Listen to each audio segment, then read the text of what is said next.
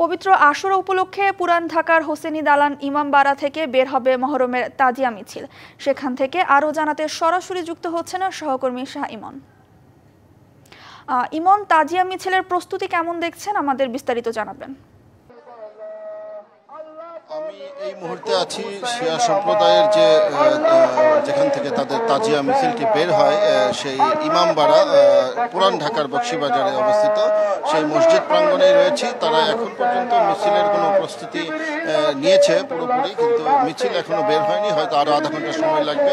আমরা যতটুকু তাদের সাথে কথা বলে জানতে পেরেছি যে মিছিলটি বের হবে বেলা 10:30টার পরপরই বের হবে এবং এই মুহূর্তে তাদের প্রস্তুতি চলছে। আমরা দেখতে পাচ্ছি যে তারা সাধারণত সচরাচর যে ধরনের ঘোড়া থেকে শুরু করে তারা বুক চাপড়াতে এবং তাদের পতাকা নিয়ে তারা আপনার এই মিছিলটিতে অংশগ্রহণ করে এবং আমরা দেখতে পাচ্ছি যে হাজার হাজার শিয়া সম্প্রদায়ের যারা রয়েছেন তারা এই দিবসটি যেভাবে পালন করে, শোকের মাস, এই 10ই মহরমকে তারা যে শোক, আমাদের হজরত মুহাম্মদ সাল্লাল্লাহু আলাইহি ওয়াসাল্লামের যে দৌহিত্র রয়েছে, কারবালার ময়দানে যে নির্মমভাবে তারা শহীদ হয়েছিলেন, সেই শহীদের যে আপনার ইসলাম ধর্ম অনুসারে অত্যন্ত ঘটনাবহুল এবং স্মরণীয় একটি দিন। সানবিট সব দিবে সামাল।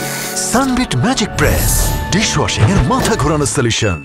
এই বিয়োগান্ত বিষাদময় এই ঘটনার স্মৃতি বিজড়িত এই দিনটিকে তারা নানাভাবে পালন করে আসে এবং এই মসজিদ প্রাঙ্গণ থেকে তারা মিছিলটি নিয়ে নিউ মার্কেট হয়ে তারা জিকাতলা ধানমন্ডি গিয়ে এই মিছিলটি শেষ হবে। তো এই মিছিলটি উপলক্ষে আমরা দেখতে পেরেছি যে সকাল থেকে বিপুল সংখ্যক আইন শৃঙ্খলা বাহিনীর সদস্য নিরাপত্তায় নিয়োজিত রয়েছে এবং পুলিশ, র্যাব, সোয়াত থেকে শুরু করে আর্ম পুলিশ ব্যাটালিয়নের সদস্যরাও এখানে পুরো এলাকা কর্ডন করে রেখেছে এবং কঠোর নিরাপত্তা মধ্যে দিয়েই এই দিবসটি পালন করার জন্য যে লোক সমাগম হয়েছে সেটির নিরাপত্তা আপনারা দেখতে পাচ্ছেন যে এখানে যারা মিছিল করবে তারা এখানে শোকের মাতম করছে।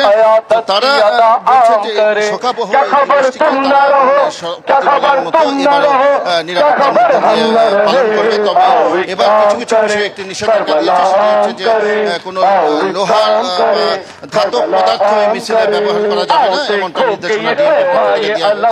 তারা পুরোপুরি এই বিষয়টিও মেনে চলছে। এখন মোটামুটি মিছিলের প্রস্তুতি চলছে। এই ছিল সর্বোচ্চ।